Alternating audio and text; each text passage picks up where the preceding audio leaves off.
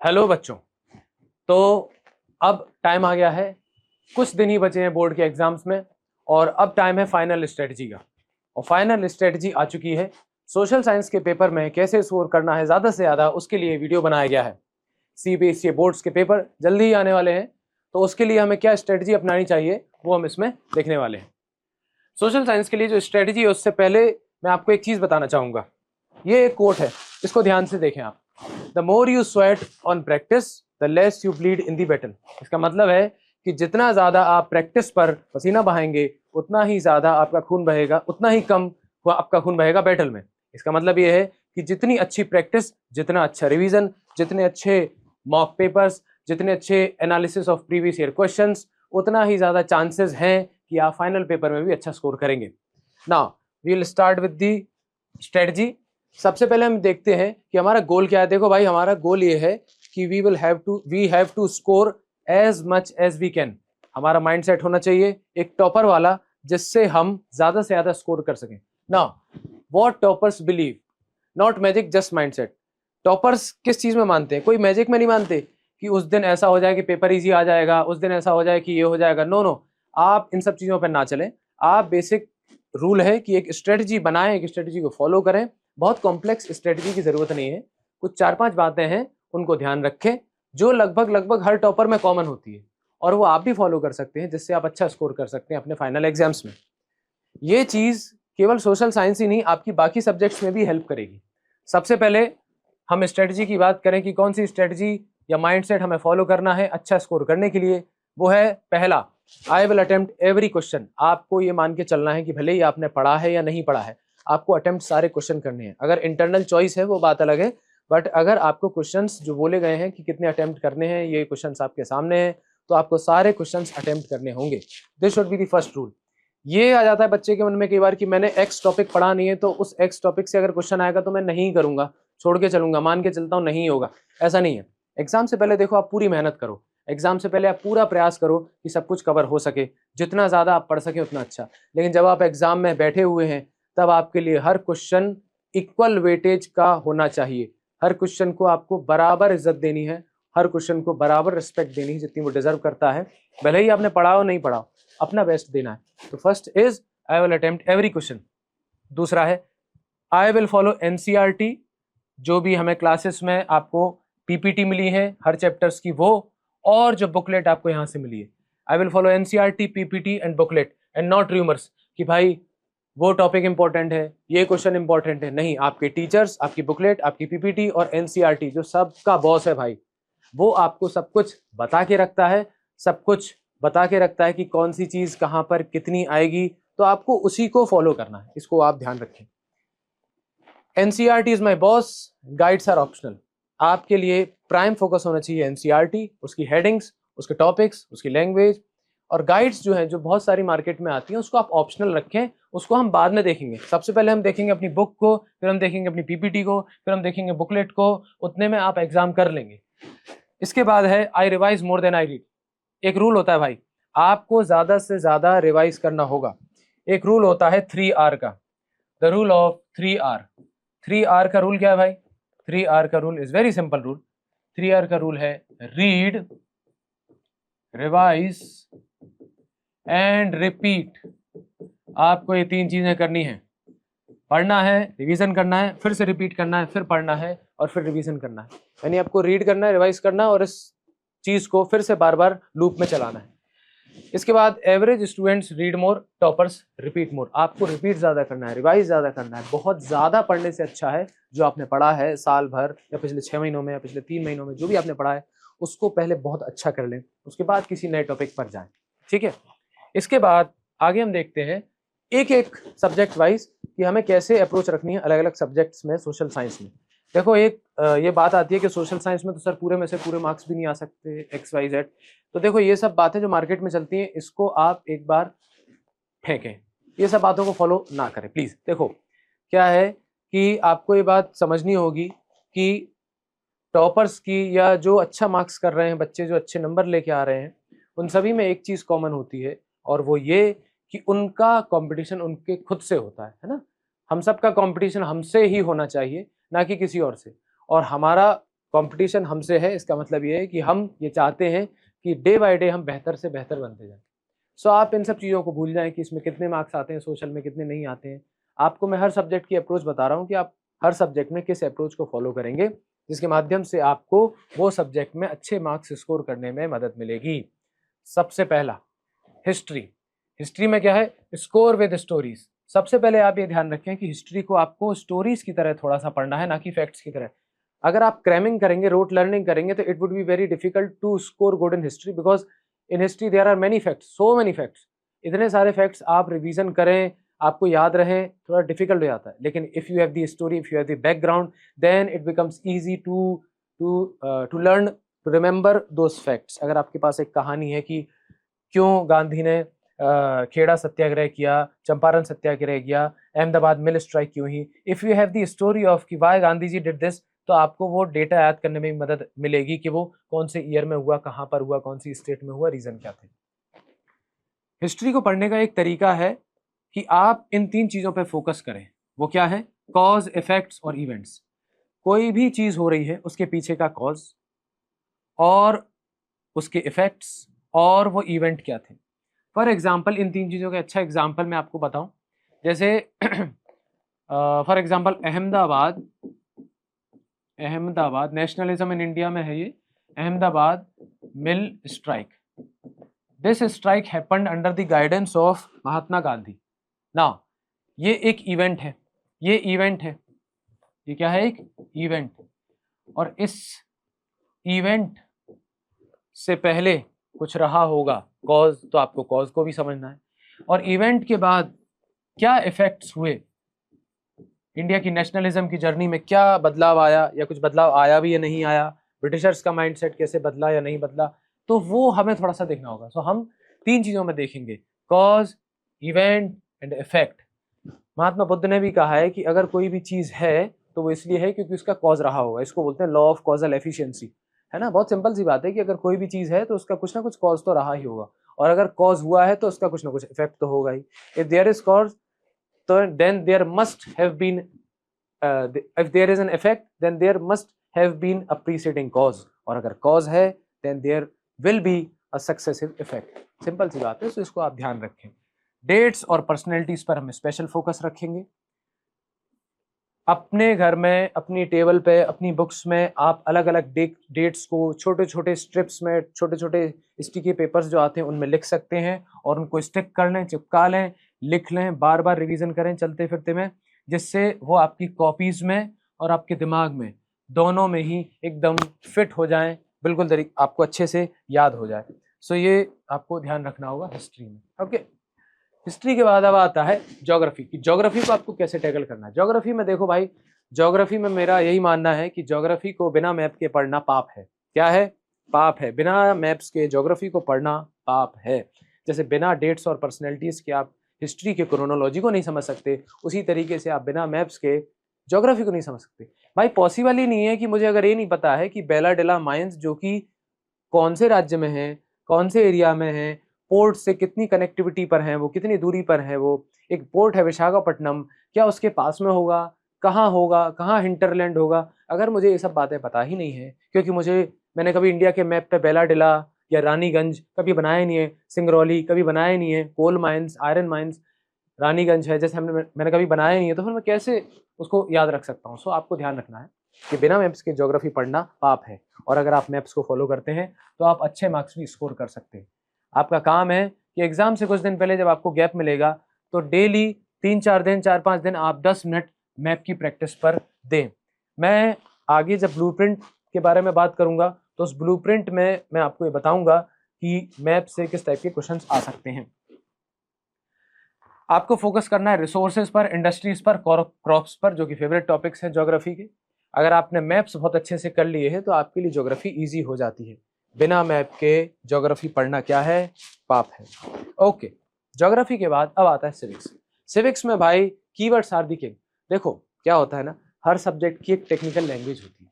जैसे मैं आपसे बोलूं कि सिविक्स में जब मैं पॉलिटिकल साइंस पढ़ा रहा हूं तो मैं बोल रहा हूं the capital of this country is x. यहाँ पर कैपिटल का मतलब है राजधानी। लेकिन जब हम इकोनॉमिक्स पढ़ रहे हैं और मैंने बोला कि there are 4 factors of production, land, labour, capital and entrepreneur. तो मैंने जब कैपिटल बोला तो यहाँ पर कैपिटल का मतलब राजधानी नहीं है ना, यहाँ पर कैपिटल का मतलब है मॉनेटरी कैपिटल और non monetary capital. Monetary capital में पैसा आता है, नॉन मॉनेटरी कैपिटल में जितनी भी मशीन्स आती हैं, इक्विपमेंट्स आते हैं, वो सब आते हैं। सो हमें ध्यान रखना है कि कॉन्टेक्स्ट होता है हर चीज़ का, हर सब्जेक्ट की टेक्निकल लैंग्वेज होती है। इकोनॉमिक्स में कैपिटल का मतलब अलग होगा, सिविक्स में कैपिटल का मतलब अलग होगा। दोनों को अगर हमने मिक्स कर दिया तो गड़बड़ हो जाएगा, पूरा आंसर हम गलत करके आएंगे। सो सिविक्स में भी ऐसे ही हमें ध्यान रखना है, कीवर्ड्स हमें बहुत अच्छे से यूज करने हैं। Federalism, power sharing, concurrent list, state list, union list, इनमें अंतर क्या होता है, फेडरलिज्म के एडवांटेज क्या होते हैं, डिसेंट्रलाइजेशन ऑफ पावर क्या होता है, इन सब के कॉन्सेप्ट, इन सब के मीनिंग्स हमें ध्यान रखने हैं। अगर आप ऐसा सोचते हैं कि डिसेंट्रलाइजेशन ऑफ पावर, फेडरलिज्म सब एक ही बात है, तो सर अलग अलग क्या है इसमें, स्टेट लिस्ट, यूनियन लिस्ट सब एक ही तो बात है, तो गड़बड़ है भाई। अगर आप ऐसा सोचते हैं तो आप पेपर में ब्लंडर करके आएंगे, मार्क्स आपको नहीं मिलेंगे। आप कॉपी तो भर के आएंगे। आपको सोशल की एक खास बात यह है कि कोई भी बच्चा खाली कॉपी छोड़ के नहीं आता, लगभग जो ठीक ठाक एवरेज बच्चा भी होगा वो कॉपी खाली छोड़ के नहीं आता, लेकिन मार्क्स हर किसी के नहीं आते, क्योंकि कॉपी भरने से पेपर में नंबर आपको मिलेंगे नहीं, है ना। आपको नंबर जब मिलेंगे जब आप टेक्निकल वर्ड्स का यूज करेंगे, टेक्निकल आंसर लिखेंगे, जो चीज का जो मीनिंग है आप वो लिखेंगे। ओके, सो ये आप ध्यान रखें। डेफिनेशंस को वर्ड बाय वर्ड याद रखें, छोटी छोटी डेफिनेशंस को अंडरलाइन करें, लिस्ट बनाएं और उनको याद रखें। एटलीस्ट कीवर्ड्स का यूज करेंगे तो आप अच्छे से स्कोर्स कर सकते हैं। ये केवल टॉपर्स के लिए नहीं है ये स्ट्रेटजी, ये उन बच्चों के लिए भी है जो नहीं पढ़े हैं साल भर, या फिर साल भर कुछ भी काम था, जो भी था नहीं पढ़ पाए, या फिर अब लास्ट मोमेंट पे वो रिवीजन करना चाहते हैं, या उन्हें समझ नहीं आई सोशल साइंस, कुछ भी ऐसा हो सकता है। तो वो लोग भी ध्यान रखें, अगर उनको पास होना है और उनको ऐसा स्कोर लाना है कि वो सम्मानजनक रहे, उनकी इज्जत बची रहे, तो उसके लिए आपको ध्यान रखना होगा कि आप कीवर्ड्स का ज़्यादा से ज़्यादा यूज़ करें। जितना आप कीवर्ड्स को याद करेंगे ना, छोटे छोटे कीवर्ड्स को, बहुत बड़ी बड़ी बातें याद ना करें, एटलीस्ट कीवर्ड्स को याद करें। कीवर्ड्स को आप अच्छे से याद करेंगे तो आपको मार्क्स मिलेंगे। वर्ड्स जैसे पावर शेयरिंग, फेडरलिज्म, डेमोक्रेसी, इन सब वर्ड्स का आप अच्छे से यूज़ करें। सिविक्स में क्लैरिटी चेक की जाती है, ना कि लेंथ, कि आपका आंसर कितना लंबा है। तो क्लैरिटी कब आती है, जब आप टेक्निकल वर्ड्स की मीनिंग को अच्छे से जानते होंगे। इसके बाद हम बात करते हैं economics, last section. Economics simple words का खेल है, आप सिंपल वर्ड्स को यूज करें, बहुत ज़्यादा फैंसी लिखने की जरूरत नहीं है, बट लॉजिक आपका एकदम क्लियर होना चाहिए। सिविक्स में क्या था, थोड़ा कीवर्ड्स थोड़ा ज़्यादा यूज करने हैं, इधर लॉजिक, अगर आपको लॉजिक आता है तो इकोनॉमिक्स आप बना पाएंगे, अगर आपको नहीं आता है तो इकोनॉमिक्स नहीं बनेगी। सो आप इसको ध्यान रखें, हमें डेफिनेशंस पर और एग्जाम्पल्स पर फोकस रखना है कि 4 फैक्टर्स ऑफ प्रोडक्शन होते हैं, तो चारों फैक्टर्स ऑफ प्रोडक्शन के एग्जाम्पल्स क्या होते हैं वो हमें पता होने चाहिए। फ्लो चार्ट्स का यूज़ करना है। फॉर एग्जाम्पल ये होता है, जैसे ये माइंड मैप है, इस टाइप के आप फ्लो चार्ट आप बना सकते हैं। बीच में कोई चीज़ आपने लिखी है और उसको एक्सप्लेन कर दिया चारों तरफ में। आप ट्री भी बना सकते हैं, फॉर एग्जाम्पल ये है, और एक ये पॉइंट है उसका, एक ये पॉइंट है उसका, एक ये पॉइंट है उसका। आप इस टाइप से सिंपल फ्लो चार्ट भी बना सकते हैं, जो हम बनाते हैं जनरली, सभी हम लोग पढ़ाते में भी यूज़ करते हैं और आप लोग कॉपीज़ में भी यूज़ कर सकते हैं। तो इन सब चीज़ों का आप यूज़ करें, लॉजिक आपका सही होना चाहिए। फ्लो चार्ट से हमारी आंसर की क्वालिटी बेहतर होती है, जो कि हमें करनी ही पड़ेगी। आंसर की quality will have to raise the quality of our answer. अब मैं बात कर रहा हूँ कि 4 सब्जेक्ट्स को कैसे डील करना है, मैंने आपको बता दिया। इसके बाद हम बात करने वाले हैं ब्लूप्रिंट की, कि आपको जो अलग अलग सब्जेक्ट्स हैं उनको कैसे डील करना है। देखिए, ये जो ब्लूप्रिंट है, इस ब्लूप्रिंट में मैं आपको एक चीज़ और बताऊंगा कि कौन से चैप्टर्स ज़्यादा इंपॉर्टेंट हैं, कौन से चैप्टर्स आप छोड़ सकते हैं या कम टाइम दे सकते हैं। हमें एक्चुअली ये ब्लूप्रिंट के साथ साथ हम कॉस्ट बेनिफिट एनालिसिस भी करने वाले हैं। कॉस्ट बेनिफिट एनालिसिस कि भाई मैंने किसमें कितना टाइम दिया, एनर्जी दी, और इससे मुझे कितना आउटपुट मिल रहा है। कॉस्ट इकोनॉमी, जैसा मैं बोल रहा हूँ, सिंपल लॉजिक। इकोनॉमी में कॉस्ट का मतलब होता है कि किसी भी चीज़ को प्रोड्यूस करने में जितने भी रिसोर्सेज यूज होते हैं उसको बोला जाता है उसका कॉस्ट। फॉर एग्जांपल, एक चेयर को बनाने में 1000 रुपये लगते हैं, तो 1000 रुपये is the costing of that chair. और उस चेयर को बेचा अगर मान लो 1200 रुपीज़ में, तो कॉस्ट थी 1000 और प्राइस है 1200। जिस पर बेचा जाता है दैट इज प्राइस, जितने में बनाया जाता है दैट इज कॉस्ट, और बीच का जो गैप है दैट इज सिंपली प्रॉफिट। सो हमें ये देखना है कि कॉस्ट हमने कितनी दी, उससे हमें बेनिफिट कितना हुआ। हिस्ट्री में मैं आपको बता देता हूं पहले से ही कि सबसे ज़्यादा क्वेश्चंस जिस चैप्टर से आने वाले हैं वो कौन से हैं। एक तो ये वाला चैप्टर है, rise of nationalism in Europe. और सेकंड है नेशनलिज्म इन इंडिया। एटलीस्ट आपको ये 2 चैप्टर सबसे ज़्यादा इंपॉर्टेंस देना होगा। राइज ऑफ नेशनलिज्म में आप फ्रेंच रिवॉल्यूशन का यूरोप पे क्या असर पड़ता है ये पढ़ें। इसके बाद कंजर्वेटिज्म की क्या आइडियोलॉजी है, लिबरलिज्म की क्या आइडियोलॉजी वो पढ़ें। नेशनलिज्म का मतलब क्या होता है? नेशनलिज्म एक ऐसी फीलिंग होती है जो आपको एक नेशन को बिल्ड करने के लिए ज़रूरी होती है। तो पहले नेशन क्या होता है वो आप समझ लें। नेशन एक ऐसा ग्रुप होता है जिसमें लोग एक दूसरे से कनेक्टेड होते हैं, एक दूसरे से हिस्ट्री और कल्चर को शेयर करते हैं, साथ में they have a sense of belongingness. ये सब आपको थोड़ा सा इसमें पढ़ना चाहिए। तो नेशनलिज्म को आप अच्छे से कवर करें। नेशनलिज्म इंडिया में आपको फर्स्ट वर्ल्ड वॉर और उसके बाद खिलाफत मूवमेंट, उसके बाद गांधीयन एरा जिसमें आपको नॉन कोऑपरेशन मूवमेंट, उससे पहले चंपारण खेड़ा सत्याग्रह। सत्याग्रह होता क्या है, सत्याग्रही की क्वालिटी क्या होती है, नॉन कोऑपरेशन मूवमेंट, इसके साथ साथ civil disobedience movement, what is the difference between non cooperation and civil disobedience.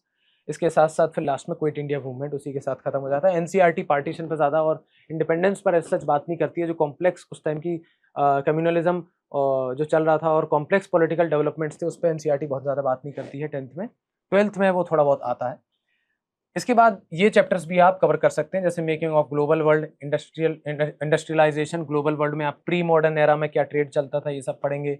इसके साथ इंडस्ट्रियलाइजेशन में, इंडस्ट्रियलाइजेशन ब्रिटेन में कैसे हुआ ये एक बार देख लेना।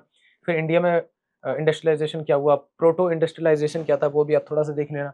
प्रिंट कल्चर भी देख लेना। मेरा ये मानना है कि सबसे पहले हम प्रायोरिटी देंगे ऊपर के 2 चैप्टर्स को, बाद में हम प्रायोरिटी देंगे बाद के 3 चैप्टर्स को, क्योंकि सबसे ज़्यादा अच्छा कॉस्ट बेनिफिट इस चैप्टर में है। आपको कम टाइम देने पर ज़्यादा मार्क्स मिल सकते हैं। आगे हम देखते हैं ज्योग्राफी की बात करें। ज्योग्राफी में हमें मैप्स को ध्यान में रखना है, लोकेशंस को ध्यान में रखना है। जो इसमें अब मैं आपको अभी से बता देता हूँ सबसे इंपॉर्टेंट चैप्टर्स कौन से हैं वो मैं आपको बताता हूँ। रिसोर्स एंड डेवलपमेंट एक इंपॉर्टेंट चैप्टर है, वाटर रिसोर्सेज एक इंपॉर्टेंट चैप्टर है, मिनरल्स एंड मैन्युफैक्चरिंग इंडस्ट्रीज। ये 4 चैप्टर्स को आपको प्रायोरिटी पर रखना है भाई। ये 4 चैप्टर्स को अच्छे से पढ़ लेना, ये आपको मार्क्स दिलाने में मदद करेंगे। अगर आपका कुछ भी नहीं हो पाया है तो आप ये एटलीस्ट ध्यान रखें। Resource and development, water resources, minerals and energy resources, manufacturing industries. Resource and development में आपको रिसोर्स क्या होते हैं, सॉइल्स के टाइप्स वो सब देख लेना। इसके बाद forest and wild life resources में आपको forest conservation, depletion of resources वो सब थोड़ा सा देख लेना। वाटर रिसोर्सेज में आप देखेंगे कि वाटर के क्या क्या रिसोर्सेज होते हैं, वाटर की स्कार्सिटी क्या होती है। इंपॉर्टेंट है इसमें सारे के सारे मल्टीपर्पज रिवर प्रोजेक्ट्स भी देख लेना, जैसे नागार्जुन सागर है एक्सेट्रा, ये सब थोड़ा देख लेना।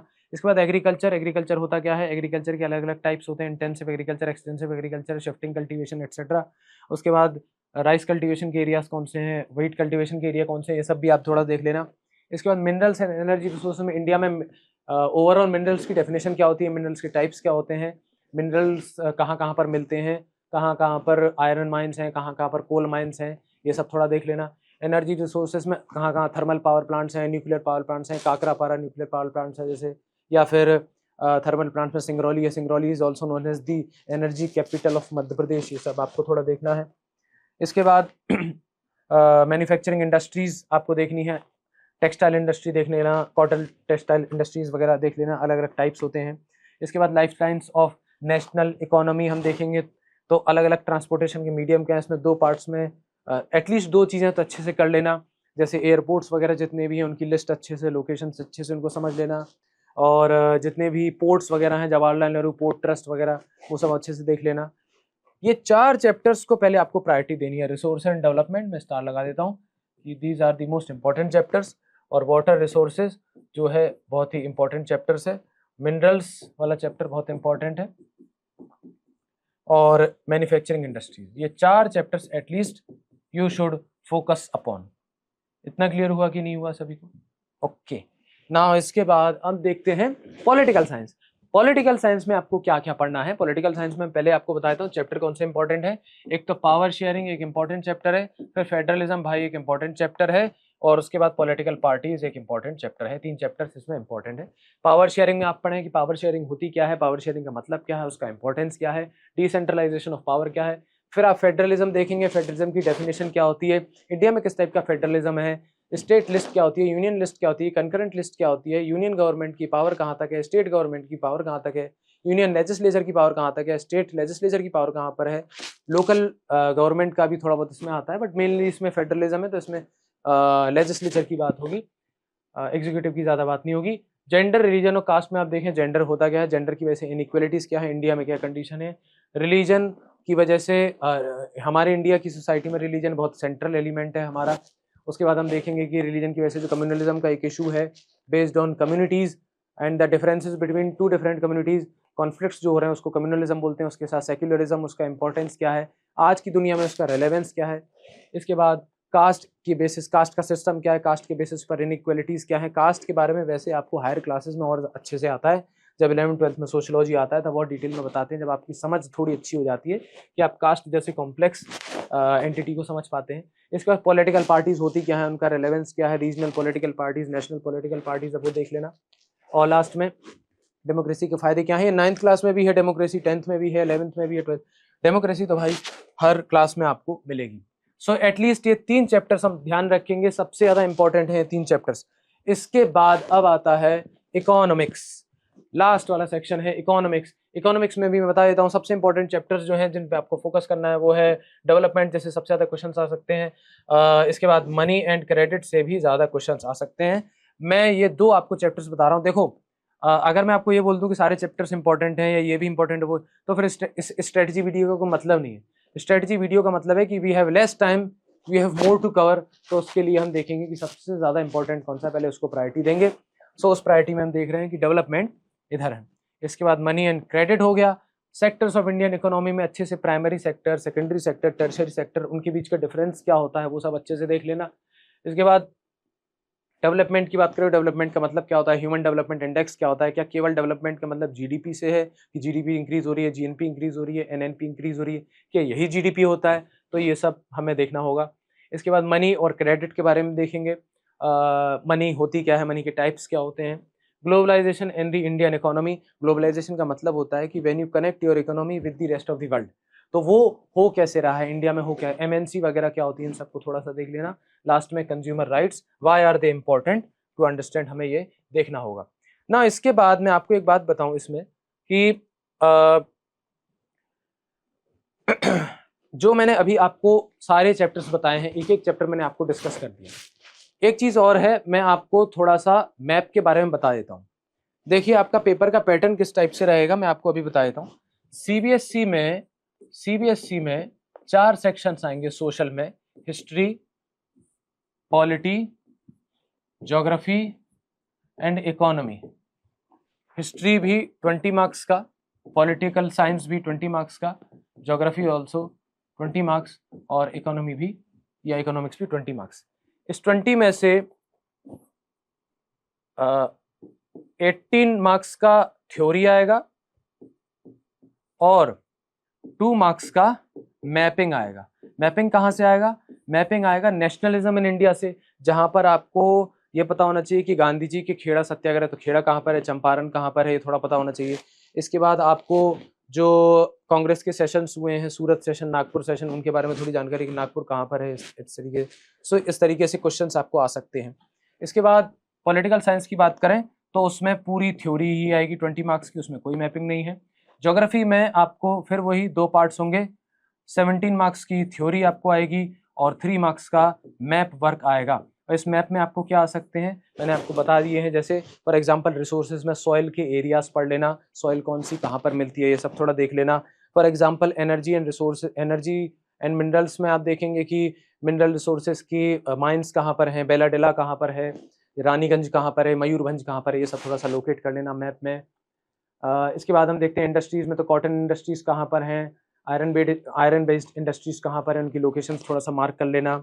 इसके बाद हम देखते हैं अगर एग्रीकल्चर में तो आपको राइस कल्टीवेशन कहाँ पर ज़्यादा मिलता है, कॉफ़ी कल्टीवेशन कहाँ ज़्यादा है, वो रीजन्स एक बार देख लेना, स्टेट्स देख लेना। इसके बाद हम बात करते हैं अगर ज्योग्राफी में, आई थिंक लगभग इतना ये हो जाएगा, सफिशिएंट है। इसके बाद इकोनॉमी में पूरा थ्योरी ही आएगा, नो मैपिंग। सो ये एक आपका एग्जाम का पैटर्न होने वाला है, इसको थोड़ा ध्यान रखना। टोटल 80 मार्क्स का पेपर होगा, हमें कोशिश करनी है मैक्सिमम टू मैक्सिमम स्कोर करने का ना। इसके बाद लास्ट में final tip, what to do in the last days. बहुत ज्यादा चीजें नहीं है। सबसे पहले हम PYQ, प्रीवियस ईयर क्वेश्चंस को अच्छे से देखेंगे, पिछले 4-5 साल के क्वेश्चंस को आप देखते चलें तो आपको आइडिया लग जाएगा कि किस टाइप के क्वेश्चंस आते हैं। इसके बाद सेकंड है रिवाइज, रिवाइज एंड रिवाइज। आप रिवाइज ज्यादा करें। It is always better to read 1 book 10 times then 10 books 1 time. तो एक किताब को 10 बार पढ़ना हमेशा ज़्यादा इंपॉर्टेंट है, बजाय 10 किताबों को आप एक बार पढ़ रहे हैं, दिमाग में कुछ भी ना घुसे। सो इसको थोड़ा सा ध्यान रखें। और लास्ट है बी काम एंड कॉन्फिडेंट। घबराए नहीं, आपने पढ़ा है, आपने यहाँ पर मेहनत की है, हम सभी ने आपके साथ मेहनत की है, तो रिजल्ट अच्छा ही आएगा। सो इसलिए आपको ये 3 चीज़ों का ध्यान रखना है कि लास्ट डेज में आपको ये करना है। लास्ट में think like a topper, calm mind, शांति से आगे बढ़ें, क्लियर आंसर्स की क्वालिटी पर ध्यान दें, और 0 पैनिक। पैनिक होने की ज़रूरत नहीं है भाई। क्यों ज़रूरत नहीं है? क्योंकि आपने मेहनत की है। अपने पे भरोसा रखें, कॉन्फिडेंस रखें और आगे बढ़ें। मेरी तरफ से आप सभी को बेस्ट ऑफ लक। आप सभी अच्छा करके आएंगे और हम सभी को आपसे अच्छी उम्मीदें हैं। थैंक यू बच्चों।